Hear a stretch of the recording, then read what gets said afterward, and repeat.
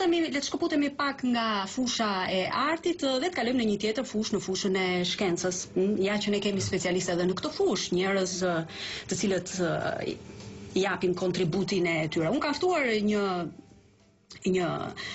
si themi një specialist të bletarisë i cili vjen nga Saranda. E shikon, kësaj radhe e kam zgjeruar si themi gjeografinë e të ftuarve. Më vjen mirë sepse është një njeri i nderuar, mjaft i njohur në qytetin e Sarandës. Jeni veteriner. Apo jo zoti Agim Nelaj. Jeni veteriner, keni një, si themi, aty keni çelur në unë kam vite që kam një qendër veterinare. Keni një qendër veterinare, po. Ku veç asistencës teknike që bëj për fushë të ndryshme të blektorisë, po tehu më i rëndësishëm është bletaria. Kjo dhe për shumë arsye. Saranda, ose rajoni Sarandës dhe Delvinës, është një rajon ku ka pjesën më të madhe ose numrin më të madh të familjeve të bletëve. Ne përfaqësojmë 10% të gjithë bletarisë shqiptare. Pra nëse bletaria shqiptare ka 120.000, 150.000 familje bletësh, 16.000 janë vetëm Sarandë, Delvinë ose në atë zonën që është pjesa. Ja që jemi një vend i pasur. Këtë duhet ta themi, në përgjithësi. Flas në rang republike, por tani jemi duke u përqendruar pra tek Saranda, meqense ju jeni përfaqësues.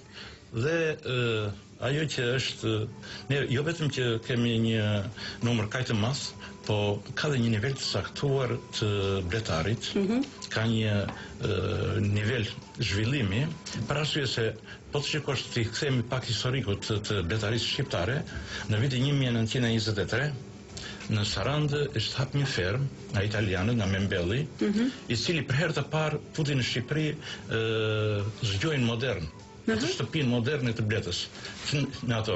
Dhe që për asaj kohë detyrimisht që nëpërmjet specialistëve që ishte të ardhur në atë kohë në Shqipëri, dolën mjaft specialistë të tjerë shqiptar, të cilët e kanë trashëguar që për asaj kohë dhe deri sot problemin e zhvillimit të bletarisë. Veç asaj do të pranojmë që mbas vitit 1990 një pjesë e mirë të specialistëve tanë të bletarisë shkuan në Greqi, emigruan, po aty u morën përsëri me bletët. Pra nuk është ndorë nga ky profesion. Po, dhe vetëm aq, po sigurisht që çohen atje eksperiencë, po dhe morën eksperiencë nga një lloj shkëmbimi gjithmonë i dobishëm. Po, dhe u kthyen, janë kthyer specialistët. Janë kthyer, një pjesë e mirë e tyre janë kthyer dhe kanë sjellë mjaft gjëra të reja ashtu. Duke parë të gjithë këtë situatë, neve deri tash vonti kemi pasur janë botuar mjaft libra. Ja, një nga libra për shembull është libri që ndodhet në dorën time, mund ta paraqesi për shembull regjia edhe kopertinën, sepse e kemi në këto momente. Ja, për bletët, sëmundjet e saj, dhe sëmundjet e saj. Po. Është pikërisht një libër që e sjell shtëpia botuese Media Print, ku autori i saj është pra Agim Nelaj, specialisti i bletarisë. Mund të konsiderojmë nga specialistët më të mirë apo i vetmi? Jo, i vetmi ka dhe mjaft të tjerë, por unë kam kërkuar ti. Ose i vetmi që vë zemrën në këtë rast të nxjerrësh dhe një botim të tillë, tregon që e ke me shumë pasion. Apo jo?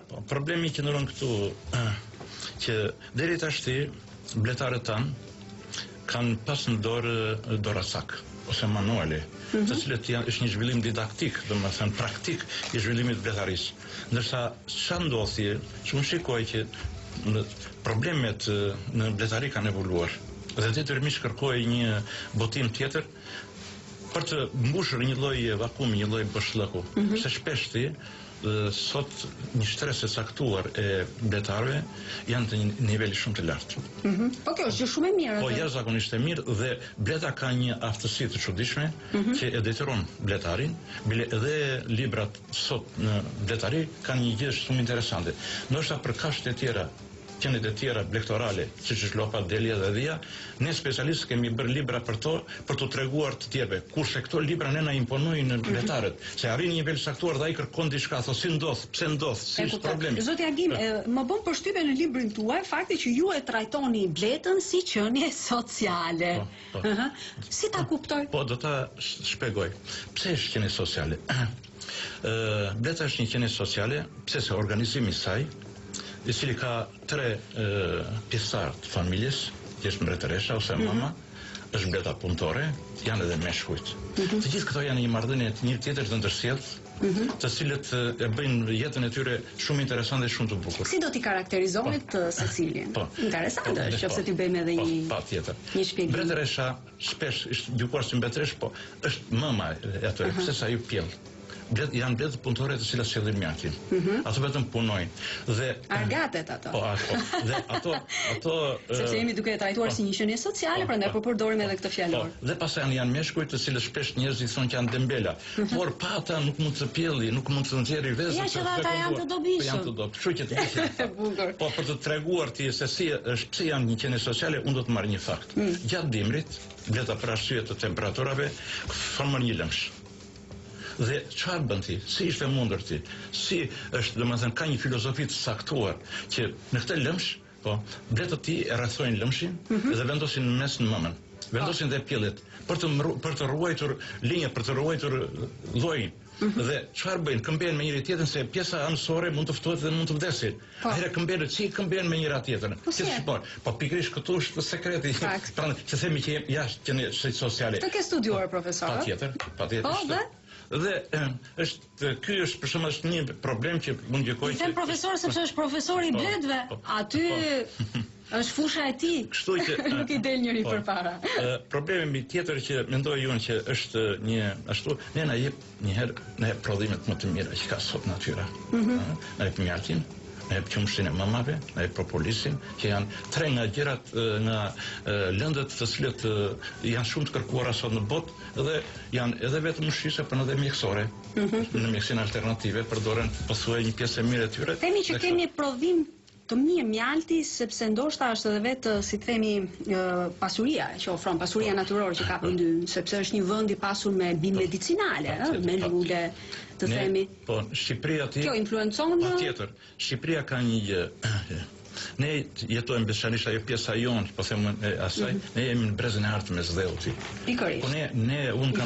Po unë kam qenë në një institucion në Amerikë, në Pensilvani, një institut i marrë për bletët, dhe atje në pas të filmimeve që kanë bërë me sateliti, edhe thonë që ju do të mini 12 muaj mjalt. Jo kaq sa çmarrë në besot. Pra kemi shumë mundësira këtu, kemi hapësira këtu. Por nuk arrim. Pse? Nuk arrim. Tash ka një problem. Bleta ti ka ardhur në një momenti që është dikur miqtë e saj, ja kthyen armiq. Vërtet? Po. E shikon, sa interesant. Domethënë miqtë kanë qenë tradicional, për shumë njeriu. Pse është kthyer në armik me bletën? Njeriu është edhe armik i bletës është bërë njeriu? Pse? Sa i fillon spërkat. Ka prish natyrën. Po, ka ndryshuar shumë gjëra në mjedisin, ku bleta nuk e gjen më vendin e saj ashtu siç ka qenë. Kjo për shkak të ignorancës, paditurisë? Jo, kjo është do ta shohim në të gjitha këmbështrimet. Ky është një modernitet vetasisusi, i cili nga zhvillimet ka pësuar, kanë zhvilluar, për shembull, për të mbajtur një bujqësi të pastër në thonjza, ti bën spërkatje. Po. Atëherë kjo është në konflikt me bletën, se vdes bletën. Atëherë pa shiko një, së dyti. Po nuk e mendojnë? Po e mendojnë, po ai mendon, secili mendon për pjesën e vet. Po, për parcelën e vet. Po, çfarë duhet që politika zhvillimore në Shqipëri duhet ta shikojnë mirë këtë punë, që të përshtaten të dyja. Për shembull, mund të gjykohet që në një vend caktuar ku kërkohet detyrimisht që të bën spërkatje, se do jetojë, do marrim edhe prodhimet, duhet të menduar edhe për bletën. Dhe atëherë specialistët e këtyre politikave zhvillimore vinë në një pozicion që thonë, po, cilë do të jenë ato lëndët spërkatëse të këtyre pesticidat që thonë, të cilët neve ta bëjmë këtë, po edhe bletë mos na vdesin. Është një gjë që lidhet me njeriun. Ose një gjë tjetër, kur bëhet, për shembull mos të bëhet ditën, të bëhet e drejtuar, këtu është problemi, gjykimi jam që për të cilën pra ka mangësi në proces, në organizim. Në organizim edhe ka. Një problem tjetër që është për shembull që neve prandaj tentojmë që të botojmë një libër si ky, pse se diçka na ka ndodhur edhe kështu në mjedis. Nëse në vitin 1970 luleria dilte një muaj më mbrapa se sa sot, si rezultati rritjes së temperaturës të ambientit, asaj ngrohtësisë globale, na ka dalë një muaj përpara. Po jeta e bletës është një muaj më mbrapa. Ka një konflikt. Edhe ne detyrohemi nëpërmjet këtyre për të mësuar bletarët të evoluojnë çik, të dalin në një nivel tjetër për ta shikuar këtë në kuptimin e zhvillimit të bletarisë. Domethënë duke i njohur situatën, duke i njohur mjedisin, duke marrë këtë, edhe ai duhet të arrijë në këtë nivel të evolucionit. E kuptoj. Ju, zoti Agim, domethënë duke u referuar eksperiencës përvojës tuaj, sepse keni vite që merreni, ju botuat këtë libër, i shtyr nga pasioni, por edhe, si themi, i shtyr tjetër edhe nga një mungesë përgjegjësie që shikohet në ato çfarë ofron realiteti. Çfarë mendon se do mësojnë njerëzit nëpërmjet këtij libri? Dhe cilët do të jenë ata? Pra çdo kush mund ta lexojë këtë libër? Pas kemi një telefonat, ta presim dhe pastaj më jep përgjigjen. Mund të vendosësh kufjet se mbase mund të jetë edhe një telefonat për ju. Ja ku i keni kufjet? Po. Alo? Alo? Alo? Alo, mirëmëngjesi? Mirëmëngjes, zoj. Po? Desha të bisedoj pak me atë specialistin e bletës. Po. Me specialistin e bletarisë, zotin Agim Nelaj.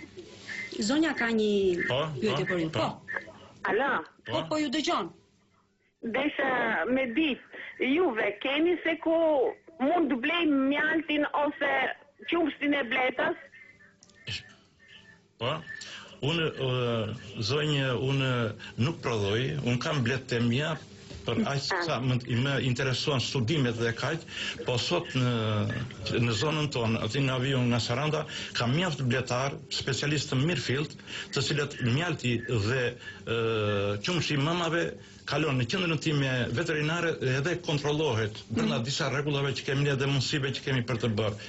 Kështu që nuk është vështirë për të gjetur jo vetëm qumshin dhe qumshin e mamave, që thoni juve, dhe mjaltin, po mund ta gjeni edhe atë cilësor. E kuptoj. Pra, zoti Agim Nelaj thotë që në zonën e Sarandës bletarët, si themi, janë në një kontroll. Dhe çfarë ato i ofrojnë, domethënë, klientelës, në përgjithësi qytetarëve, si themi, e kanë me një lloj përgjegjësie. Patjetër, ne kemi një shoqat e bletarëve. Që ju mund të kontaktoni me, si themi, me tregtarët e Sarandës. E vetmja mundësi kaq mund t'ju japim në këtë momente.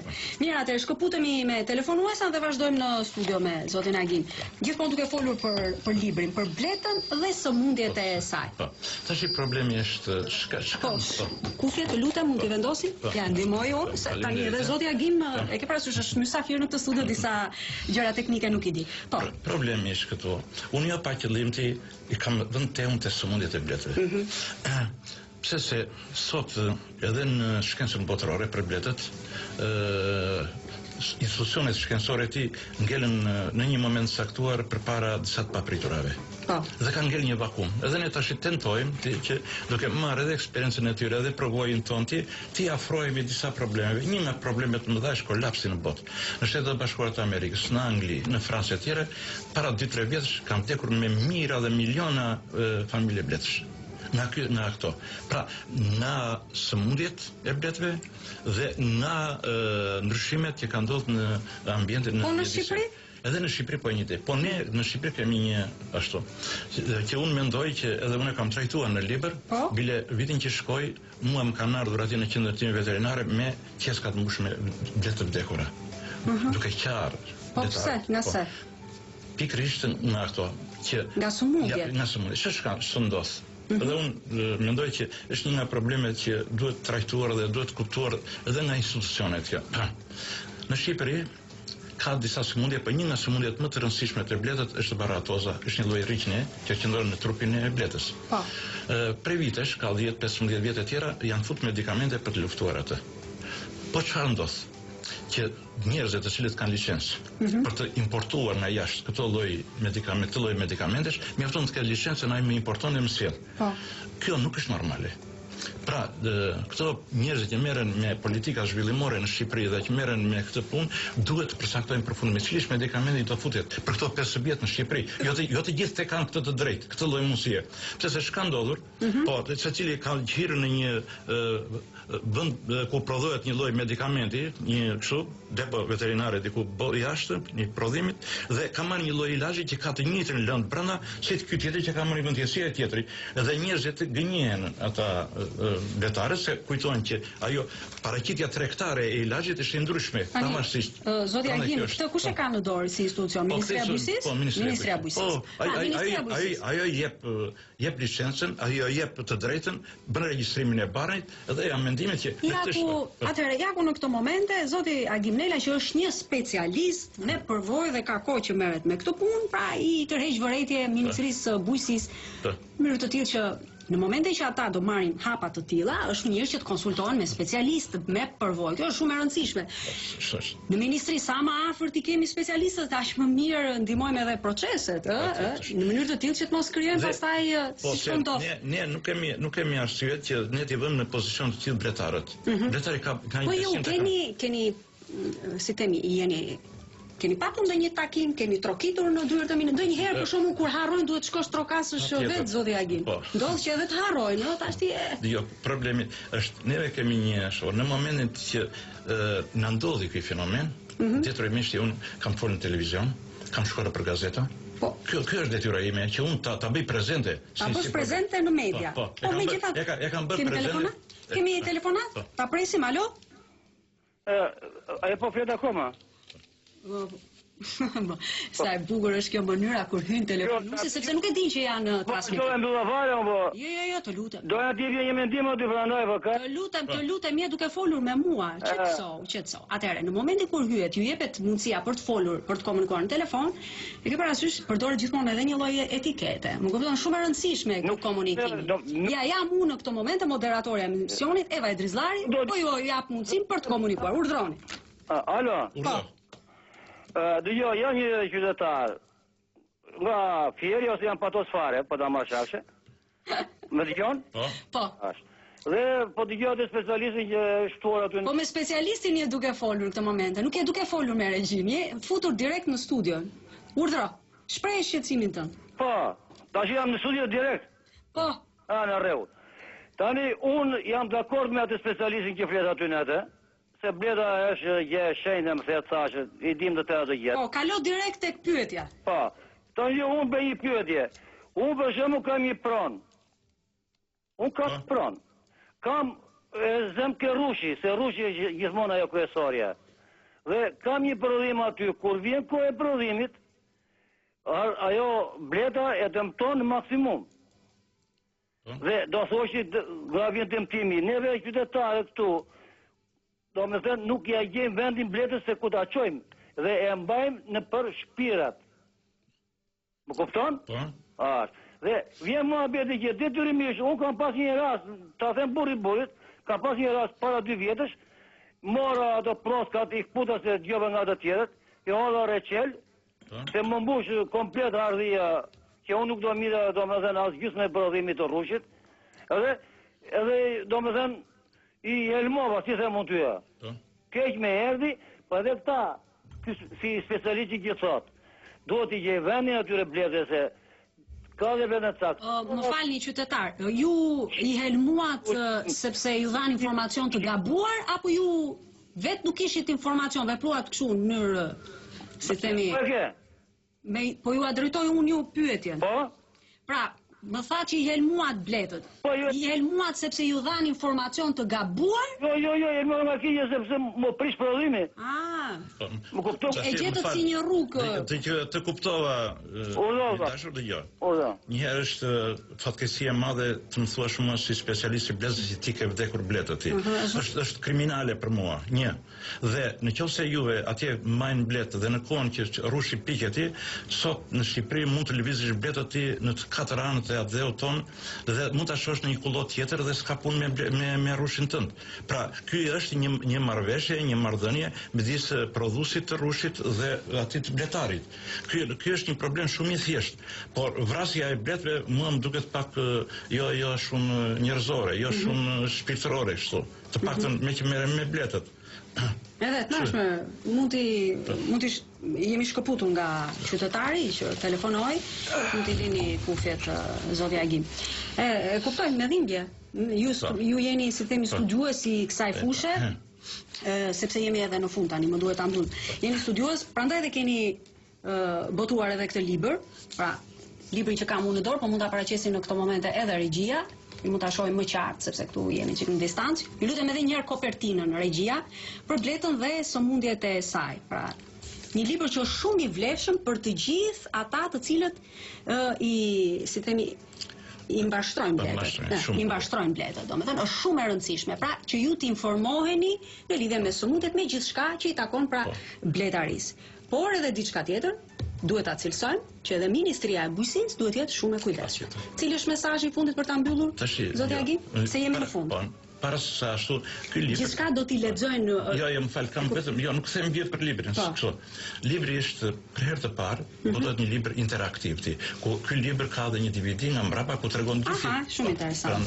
Ju mund ta shikoni, ja jepni pa. Ja, domethënë libri ka edhe një diçka. Përveç faktit që është, domethënë jep gjithçka që ju duhet informacion, ka edhe një, është i shoqëruar edhe me DVD. Çfarë përmban DVD-ja? DVD-ja. Ju lutem regjia, paraqisni librin në studio. Shkëputemi pak nga kopertina, ju lutem regjia, ja këtu. Pra, libri në fund ka dhe një DVD. Çfarë përmban DVD-ja? DVD-ja ka 2 orë gjysmë të filmuara, proceset të mbashtrimit, sëmundjet, mjekimet, tushje, gjithçka që ne mund të flasim për këtë. Shumë mirë. Mirë, kjo është një libër mjaft i dobishëm. Po është interaktiv, domethënë që bën një lloj kombinimi midis çka kanë shkruar dhe asaj që është pamore, domethënë. Uroj që ata të cilët janë të interesuar të jesh i sigurt që do ta marrin. Kam përshtypjen se këtë libër duhet ta marrë edhe Ministria e Bujqësisë. Po, patjetër. Duhet ta ketë patjetër për t'u informuar. Mesazhi i fundit për ta mbyllur? Po, Bleta është një qenie sociale siç unë kam trajtuar, po. Është një qenie e cila kërkon mbrojtje. Dhe të gjithë bletarët, po dhe qytetarët e tjerë duhet ta shikojnë atë si një diçka hynore për mendimin tim. Jo thjesht si një qenie që ti vetëm prodhimin e mjaltit. Është më shumë se sa kaq. Kur hyn në marrëdhënie me Bletën, njeriu harron shumë gjëra dhe në jetën e vetë futet në disa zona ku pasionet pastaj fillojnë edhe rriten edhe zhvillohen çik më tej. Prandaj un jam jo vetëm për atë, po veçanërisht për mbrojtjen e Bletëve. Leta ta gjykojmë. Ashtu sikurse njeriu është një qenie sociale, ja. Profesori thotë që edhe Bleta është një qenie sociale. Prandaj duhet ta shohim në këtë mënyrë. E mbyllim këtu? Unë të uroj sukses dhe të falenderoj për gjithçka që ndave me Mëngjes Ekspres. Atëherë mbyllim dhe këtu Mëngjes Ekspres, do të rishemi përsëri nesër. Deri atëherë miru takofshim.